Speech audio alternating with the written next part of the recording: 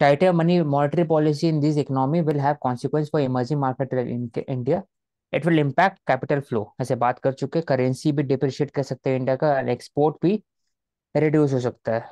तो during this period of considerable economic and geopolitical uncertainty, policy maker in India must be guided by the objective of ensuring macro economic stability. तो तो Aushit, currency domestic consumption, depreciation. Okay, complete कर लो मैंने। हाँ मैं बता रहा हूँ कि माइक्रो इकोनॉमिक स्टेबिलिटी के लिए क्या करना चाहिए। तो इंडिया को डोमेस्टिक कंजम्पशन उसको बढ़ाना चाहिए, तो इंसेंटिव दिया जा सकता है, या फिर जो फॉरेन एफडीआई है उसको प्रमोट करना चाहिए एज कम्पेयर टू एफपीआई।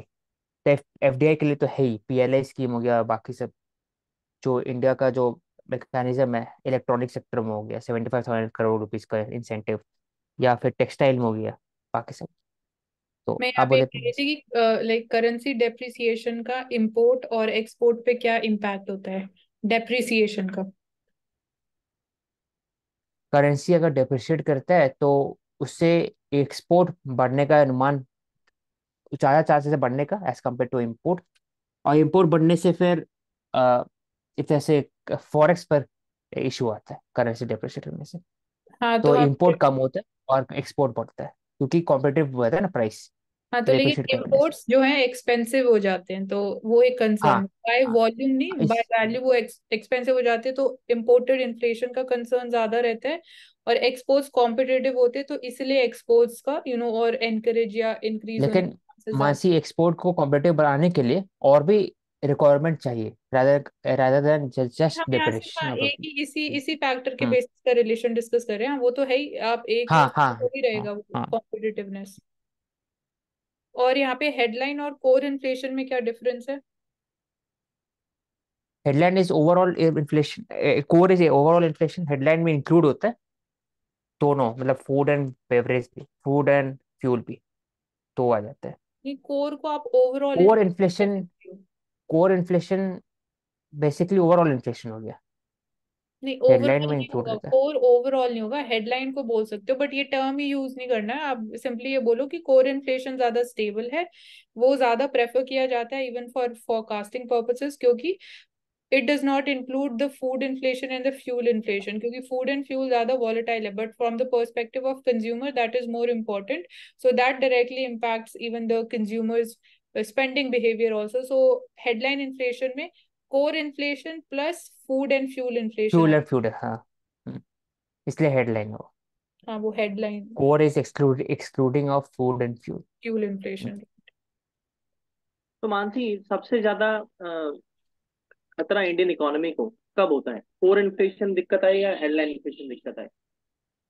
सी, खतरा दोनों में ही है। अभी हमें जो दो ट्रेंड्स देखने को मिल रहे हैं, हेडलाइन इन्फ्लेशन का तो हमें पता है, फूड इन्फ्लेशन इतना ज्यादा इंक्रीज हो रहा है कि वो इतना वॉलेटाइल हो गया, बट कोर इन्फ्लेशन में जो चैलेंज है वो स्टिकी है, मतलब इतना ज्यादा उसमें चेंजेस नहीं दिखते, उसमें इतना मूवमेंट नहीं दिखती है, तो वो भी एक चैलेंज रहता है हमारे लिए। तो ये दो क्या रीजन है उसका? स्पेसिफिकली। क्या कह रहे हो? मैं कह रहा हूँ क्या रीजन है उसका कि वो स्टिकी रहता है? कोर इन्फ्लेशन स्टिकी इसलिए रहता है, एक तो देखो कोर सेक्टर है, तो अगर जब तक उसमें कोई मैसिव ग्रोथ या मैसिव चेंज नहीं होगा, तो वो इतना ज्यादा उसमें इसलिए मूवमेंट नहीं देखने को मिलती है। अगर ज्यादा प्रोग्रेस हमें देखने को मिलेगी, सपोज कोर सेक्टर में इफ सपोज रॉ मटेरियल्स की डिमांड बहुत ज्यादा इंक्रीज हो रही है, या रॉ मटेरियल के प्राइसेस में ज्यादा फ्लक्चुएशंस देखने को मिलेंगे, तो कोर इन्फ्लेशन में हमें ज्यादा मूवमेंट देखने को मिलेगी। सो सिंस वो ज्यादा बोल सकते हैं कि ब्रॉड ज्यादा है, तो इसलिए दैट इज अ प्रॉब्लम उसमें। Now coming to the next article, a matter of greying. ये बात कर रहा है आर्टिकल की, by the turn of century not only will India population will have substantially declined, it will also be much older. तो demographic dividend जो है उसका जो स्पेस है, it is only 30 to 40 years. उसके बाद हम लोग का भी जो पॉपुलेशन होगा वो भी डिक्रीज होगा, और साथ ही ग्रे होगा, ग्रे मतलब ओल्डर हो जाएगा धीरे धीरे। तो UN population fund have noted that 2027 India will have the highest population increase, overtaking China. लेकिन चाइना को ऑलरेडी ओवर पार कर दिया इंडिया इसी साल। And it also predict that India by 2060 the population will stabilize and it will start to decrease after 2060। तो अभी जो 15-24 years of as है, जो लोग हैं वो 50 तक आते आते it will be around 50 to 60 years of age. तो उनका जो पॉपुलेशन है वो बढ़ जाएगा। तो दिस शोकेसेस दैट इंडिया का जो बर्डन ऑफ ओल्ड पीपल है वो बढ़ जाएगा, और फिर नॉन वर्किंग पॉपुलेशन उनका भी एक डिपेंडेंसी रेट बढ़ जाएगा। तो उसको कैसे किया जाए वो आप मानसी आप बता सकते हो, अगर मैं इसको एक बार पढ़ता हूँ कि ओल्ड एज पॉपुलेशन के लिए इसको कैसे सोशल सिक्योरिटी किया जाए, मतलब दिया जाए उन्हें, जो चैलेंजेस आएगा 2050 से 2060 तक। हम्म। अच्छा, सोशल तो सिक्योरिटी को हम, से वो जो हाँ। चैलेंज आएगा, एक तो स्पेसिफिकली यहाँ पे हम ये चीज कर सकते हैं कि हाई डिपेंडेंसी रेट अगर हो जाएगा या जो ओल्ड एज पीपल रहेंगे, फाइनेंशियल प्लानिंग बहुत इंपॉर्टेंट रोल प्ले करने वाली है, मैसिवली बहुत बड़ा मेजर रोल प्ले कर सकती है। सो अगर प्रॉपर फाइनेंशियल प्लानिंग की जाएंगी, क्योंकि financial planning it is done obviously from the time period you start earning. So वो एक ग्रेजुअल प्रोसेस हो जाएगा। तो जो गवर्नमेंट के ऊपर, पब्लिक सेक्टर के ऊपर जो बर्डन रहेगा of providing social security, that can be managed and reduced gradually as we see number of dependent people increasing. And second major step we can focus upon ki how even the old age people, they can also play an important role in the gig economy also, so that एक not कि 24/7 आपको work करना पड़ेगा, क्योंकि gig economy का major advantage यही है कि आपको फ्लेक्सिबिलिटी ऑफर करते हैं, plus at the same time जो आपको अमाउंट या रेम्यूनरेशन मिल रहा है, that is also comparatively higher. तो टास्क बेसिस पे जॉब्स रहती हैं, you can utilise your skills and experience of your entire life time, एंड आप अपने आप को खुद like you still be, you can remain independent in that sense as well. So ये दो मेजर एरिया मैं बोलूंगी कि हमें मैसिवली हेल्प कर सकते हैं। हम्म, ठीक है। तो इसमें वही दिया हुआ आगे में कि भी कैसे जो बिहार और उत्तर प्रदेश है उनका फर्टिलिटी रेट ज़्यादा है अभी, लेकिन they will also drop by 1 to 2.1%। तो उसके कारण उनका जो रेट हो जाएगा 1.6, जो इंडिया का भी है अर्बन एरिया का, उससे घट जाएगा। तो जो पॉपुलेशन स्टैग्नेशन है वो 2060 तक आ सकता है। जैसे चाइना का, जैसे बोला जाता है कि उनका जो प्रॉब्लम है वन चाइल्ड पॉलिसी के बाद पॉपुलेशन घटते आ रहा है, और अभी पहली बार this year it had reported a negative population growth. तो it the China will decline from 1.4 billion to 732 million by 2000 2100। तो चाइना का जो प्रेसिडेंट है वो कहते हैं कि women should have the responsibility to bear more children. लेकिन बात यहाँ पर होता है कि कैसे आप वर्क लाइफ बैलेंस करें और चाइल्ड केयर भी करें, और फिर मैटरनिटी लीव का जो इशू आता है working population of women and main का, तो उसको भी लेकर चलना है। तो आई थिंक इंडिया का वो बहुत ज़्यादा कॉशियस अप्रोच अपनाना चाहिए। और मानसी के मैं से एक पॉइंट ऐड करूंगा कि जब ओल्ड एज पॉपुलेशन होगा उनका तो गिग इकोनॉमी का रहेगा ही, लेकिन साथ साथ उनको इन्वेस्टमेंट करने के बारे में सिखाया जाना चाहिए, कैसे वो इन्वेस्टमेंट कर सकते तो हैं ये अपना फाइनेंशियल फंड को प्लानिंग में बाकी ही सब आ कंट्रीज के अंदर। जाएगा। हाँ। फाइनेंशियल तो प्लानिंग उससे में फिर और हाँ। एक और पॉइंट मेरे माइंड में जो है कि डिजिटल लिटरेसी भी इंपॉर्टेंट है। जब आप ओल्ड एज पीपल की बात करते हो तो दे आर नॉट सो कि डिजिटल जो टेक्निकल नो हाउ है वो, they are not so handy with the technological devices. तो we can work upon that thing also. Hmm. अब आते हैं कि मुंबई पोल्यूशन दिल्ली पोल्यूशन दोनों बात कर चुका है, लेकिन इसमें दिया हुआ है what government and civic body and citizen can do. तो देखते हैं कुछ अगर नया एरिया रहेगा बात करने का। इंक्रीज द AQI मॉनिटरिंग, तो उससे पता लग सकते हैं कहाँ कहाँ पर ज़्यादा पॉल्यूशन है, पॉल्यूशन हॉटस्पॉट कहाँ पर है। Setup of independent commission of air quality management, upgrading of technical infrastructure, health expert, legal adviser, general trend, general advisory है ये। Carry out the emission based study to frame A B general adviser. Ensuring effective policy implementation, citizen can use bicycle, administration can get citizen involved in command control system। ये सब general advice है, कुछ specific नहीं हम्म। मतलब। तो मतलब prevention के लिए ऐसा कोई इसमें मेजर नहीं है, सारा मिटिगेशन या अडेप्टेशन की बात की जा रही है। हम्म, वही सब दिखा हुआ है basically.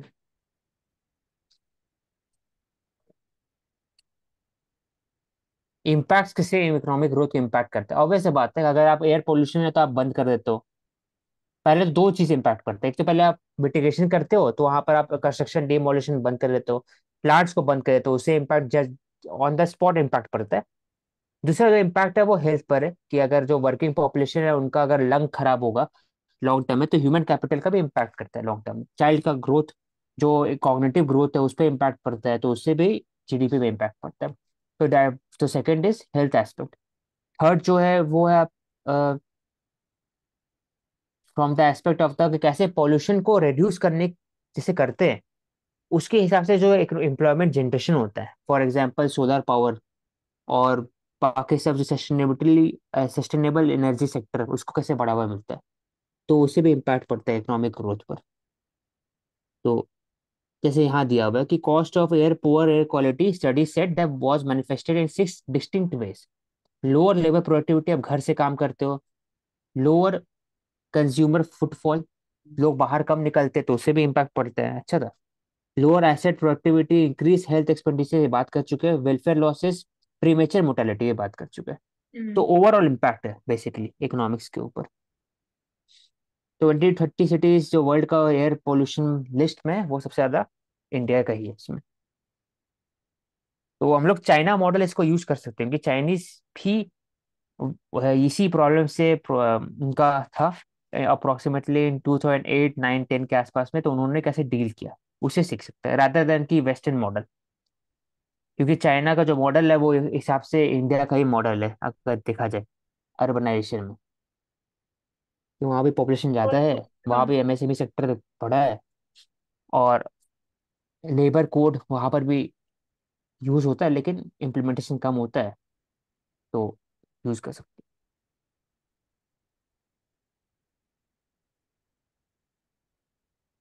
Indian forex reserve it is around $586 billion।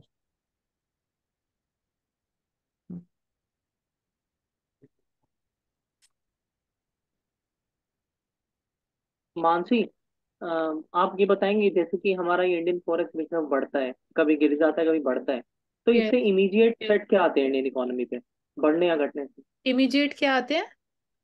Effect.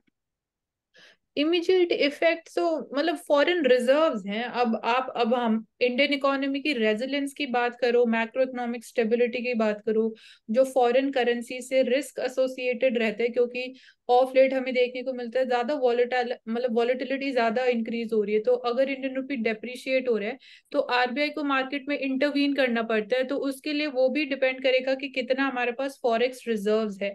और व्हेन वी टॉक अबाउट कि हमारी जो ऐसी कमोडिटीज के ऊपर इंपोर्ट डिपेंडेंसी है, लाइक क्रूड ऑयल के ऊपर मेजर इंपोर्ट डिपेंडेंसी है, तो उसके लिए भी कितना हमारे पास फॉरेक्स रिजर्व्स रखा है, तो वो amount from the perspective of resilience of Indian economy बहुत इंपॉर्टेंट हो जाता है। तो दैट्स हाउ इवन ये मतलब it is connected with the financial stability of the Indian economy also. Thank you. Okay. Mansi, we can take up the next newspaper, Financial Express. Okay औशिक।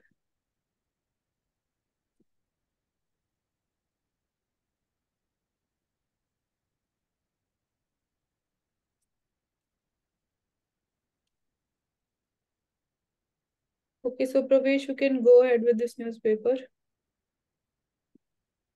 So, the first 50-year bonds get 4x response. So what is it all about? So let's see. The government's auction of the first 50-year bonds got a strong demand from investors on Friday as the RBI received bids worth 40,200 crores against the notified amount of 10,000 crores. And इसमें RBI ने coupon rate set किया, that is 7.46% on this new government security which will be matured in 2073. तो एक 50 साल का bond जो है वो गवर्नमेंट इशू कर रही है, and it will B matured in 2073. And there is a lot of demand of this bond because I've seen that 10,000 crore were notified, but the bids have been come of 40,200 crore. So most bids from the insurance and the sale of this will be a long term bond. It will help government to elongate the tenure debt sold और interest rates को control करने में काफी मदद मिलेगी। तो मतलब कि जो गवर्नमेंट का जो बोरोइंग प्रोग्राम है उसको ये कैसे हेल्प करेगी, क्योंकि फर्स्टली एक तो ये लॉन्ग टेन्योर है, सेकेंडली जो कूपन रेट है कंपैरेटिवली लोअर है, तो जो कॉस्ट ऑफ बोरोइंग है वो भी इसके थ्रू हम रिड्यूस कर पाएंगे। एंड ऑब्वियसली इन्वेस्टर्स के लिए क्या बेनिफिट रहेगा, since it is backed by the government, तो वही सबसे बड़ा उनके लिए as a safety security. Major या रिड्यूसिंग द रिस्क। वो एक सबसे And बड़ा रीजन यही रहता है। the amount which the government will get is they can invest in the public infrastructure creation when we talk about the national highways development, port development, and other socio-economic governance क्योंकि reforms which are long term currently. रहेंगी, yes. Sorry. मैं कह रही हूँ since these are long term, तो जो जो projects high gestation period जिसमें रहता है, तो ऑब्वियसली गवर्नमेंट उनमें इन्वेस्ट कर सकती है to capital formation and accumulation के लिए। Exactly. Okay, or yes, it has been like for the very first time we have issued these 50-year bonds, so this can be noted down. अभी तक की जो highest bond tenure रहता था, that was 40 years.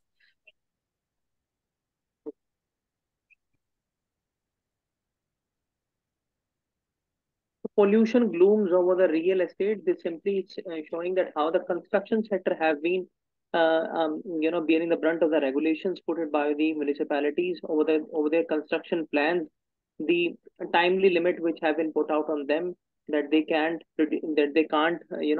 work on their real estate projects, and if they are working, so they have to meet the proper standards of green cushions also, then of smoke tower over the roof of the construction areas, then proper greenery afforestation programs. So all the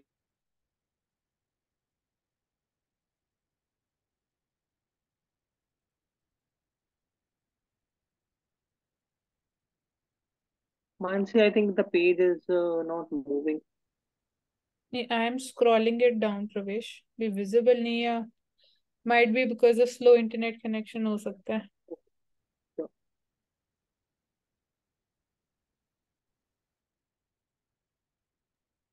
So change हुआ क्या, बता दो change हो रहा है नहीं हो रहा है, तो we'll do something। I am on second page, I think. हाँ, सेकेंड पेज पे ही हूँ मैं। India Italy Okay. कोऑपरेशन की बात कर सकते हो आप। Okay, so we have 750 Italian companies present in India, and the foreign minister is saying that we are welcoming them and we would like to see them deepen their presence and do more in India. We have 150 Indian companies in Italy as well. So obviously we need to increase the numbers of Indian companies having their base and their production houses in Italy also on the similar terms. और एक Italy के साथ जो major concern associated है, that is again कि rising sea level, rising sea Exactly. level, and then if you will be investing so much amount of money, so accordingly we'll also look into on the sustainability or from the long term perspective returns जो रहेंगे। So एक वो major factor रहने वाला है in deciding the investments।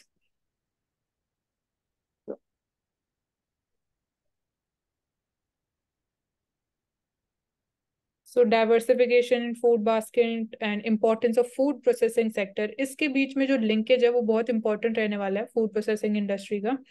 So even food processing industry में जो हम investments लेके आ रहे हैं, कौन से areas में लेके आ रहे हैं, that is going to make a difference। So exports of the processed food recorded at 150% growth during this period of 2023. We can see World Food India 2023. This was inaugurated at Bharat Mandapam.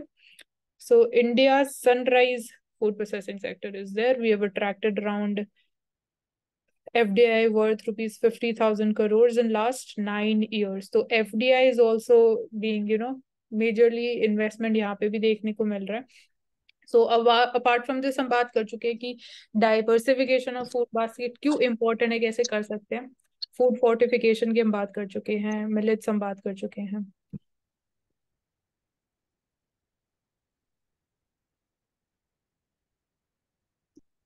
And we can talk about this once coal also, that coal production and dispatches rice.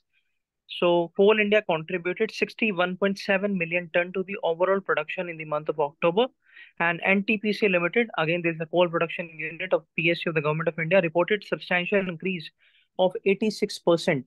So as we were talking earlier, that what kind of qualities we have, how much we import, and despite producing the largest amount of coal, we are still importing the coal to meet our domestic and other industrial demands. And then we have the Central Electricity Authority indicated that coal stocks in almost 83 power plants were at critical level. So this is a major concern as far as the the import and energy need of the security. energy security is concerned. And NTPC के बारे में बात करें तो it is one of the India's largest thermal power generating companies, had a coal stock of 6.49 million ton. So we can talk about in detail, and Prerna can write what are the organizational structure of these agencies. एक जो हमने step लिया था, that we can say कि जो critical level पे हमारा coal supply है, तो उसके लिए we basically allowed captive mining of the coal. So एक Yes. लिया गया था, but we need to look Mansi, can you please exactly tell the name of that coal sector, scheme we have under which the auctioning is done?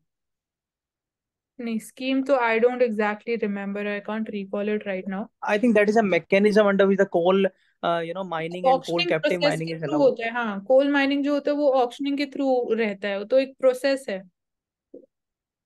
Auctioning Yes. तो method of selling और bidding जो की जाती है।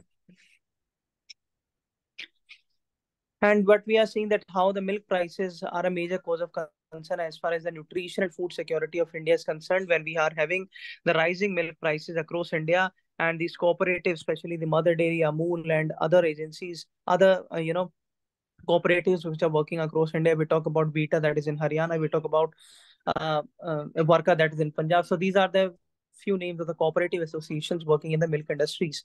So Oshik and Mansi, let me come to the Mansi. Mansi, what are the major reforms we can do to decrease the level of milk price?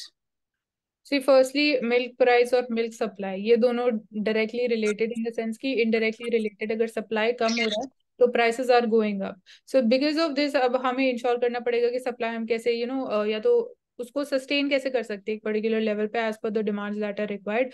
So firstly animal husbandry की हम बात करें, life stock sector की अगर हम बात करें, एक मेजर इम्पैक्ट जो हमें सप्लाई डिक्रीज देखने को मिला था that was because of the diseases in animals, like जो lumpy skin disease देखा गया था।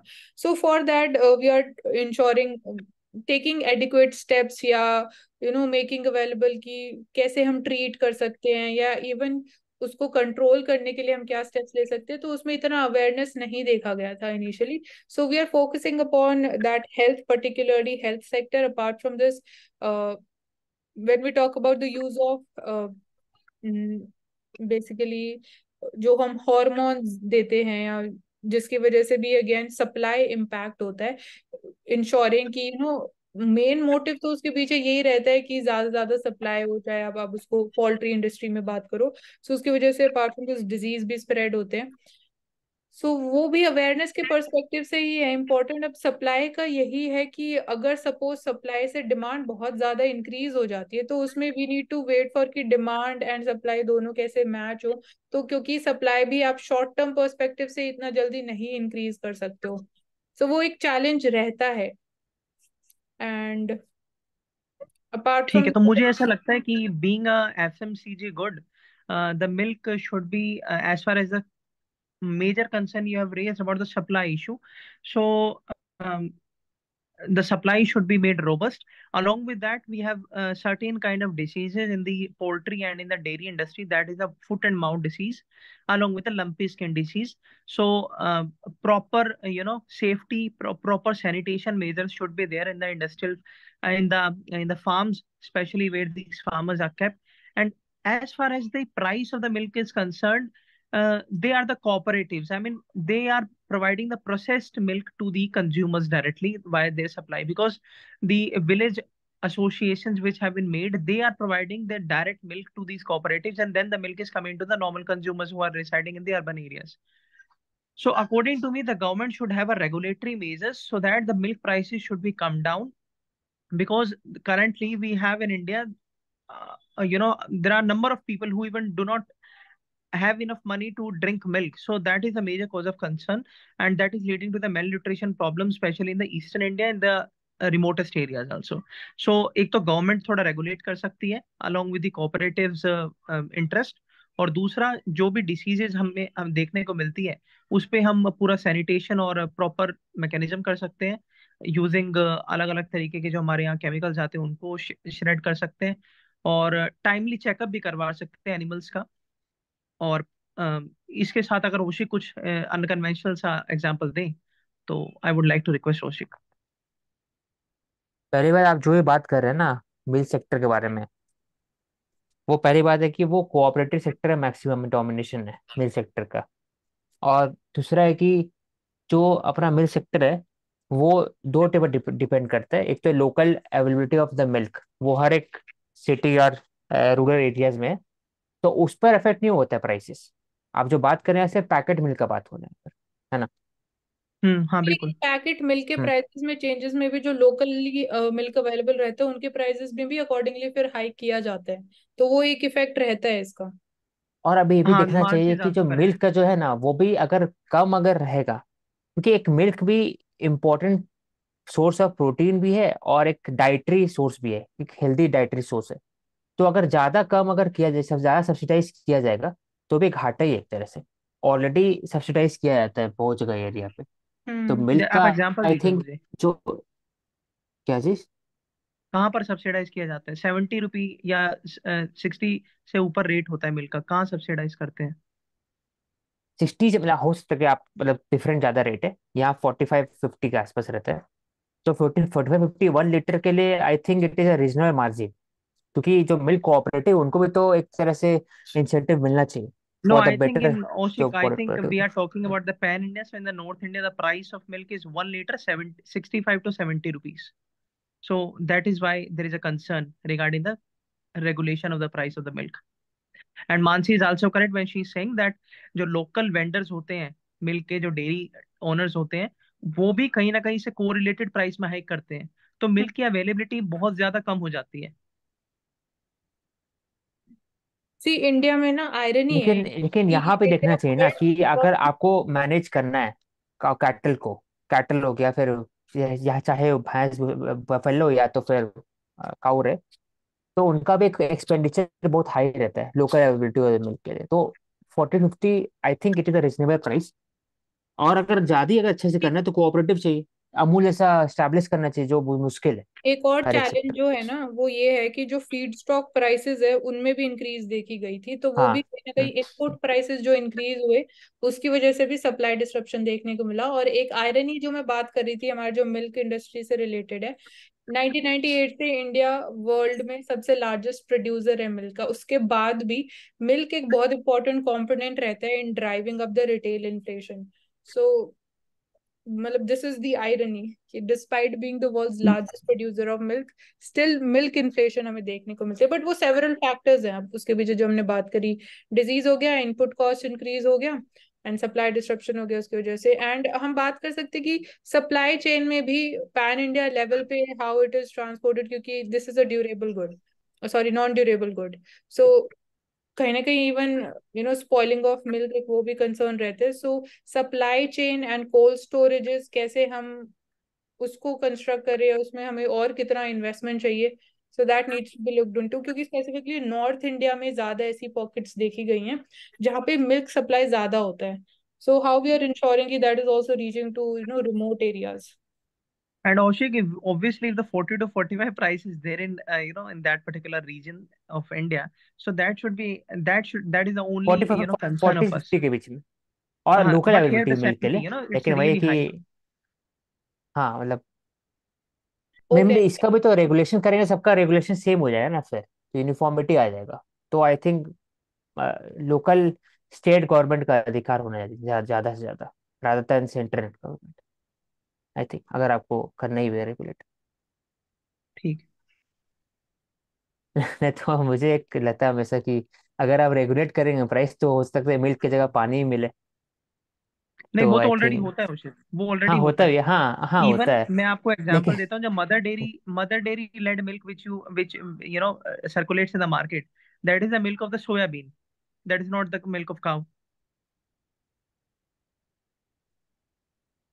क्योंकि जो प्रोडक्शन कॉस्ट है बहुत ज्यादा है मिल्क का है, उसका अगर आप मेंटेन भी करेंगे ना अगर काऊ घर पे अगर या फिर है भी dairy farming, cost initial cost ज्यादा है। जैसे मानसी ने कहा ना फीड स्टॉक का भी मैनेजमेंट है, फिर डेथ भी होता है काऊ का, नहीं, वो जो लंपी पानी की स्किन आपने बात डिजीज है। बताई ना, वो तो पानी तो बेसिकली रहता ही है, तो वो तो हाँ करंटली हाँ वो पार्ट तो एंड पार्सल है। हम्म।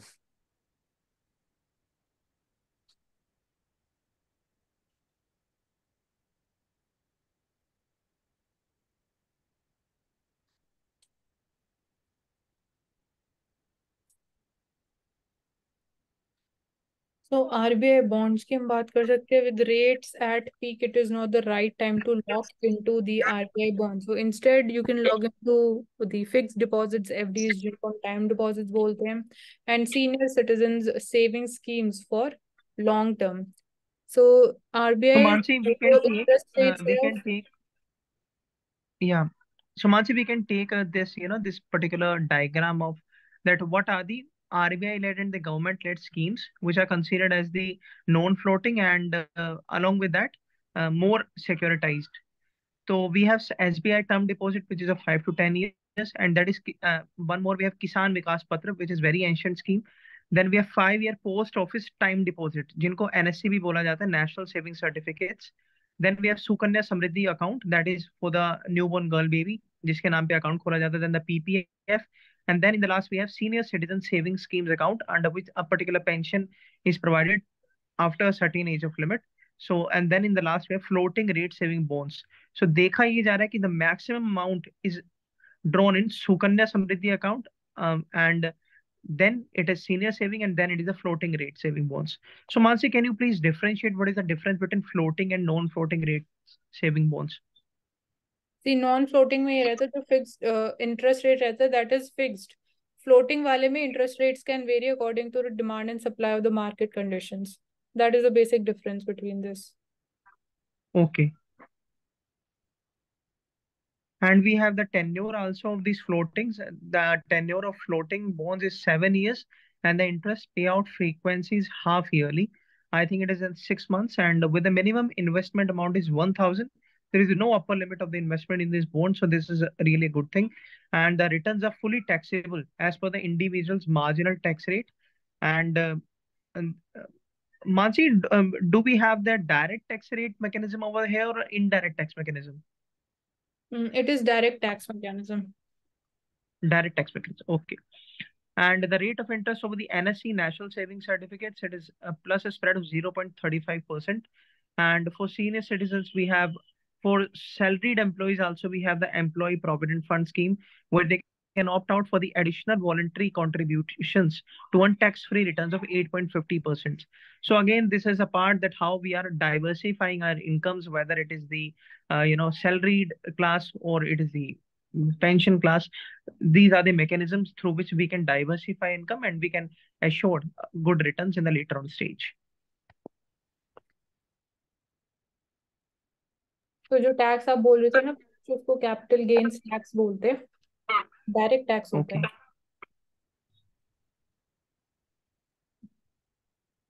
तो डिस्पोजिंग ऑफ इलेक्ट्रिक बैटरीज, ये भी अभी तो हम बात ही कर रहे हैं कि सफिशिएंट अवेलेबिलिटी होनी चाहिए of these lithium ion batteries. बात कर रहे तो डिस्पोजेबल के ऊपर इतनी अवेयरनेस नहीं है, इनको कैसे हम रिसाइकिल भी कर सकते हैं इफ दैट इज पॉसिबल.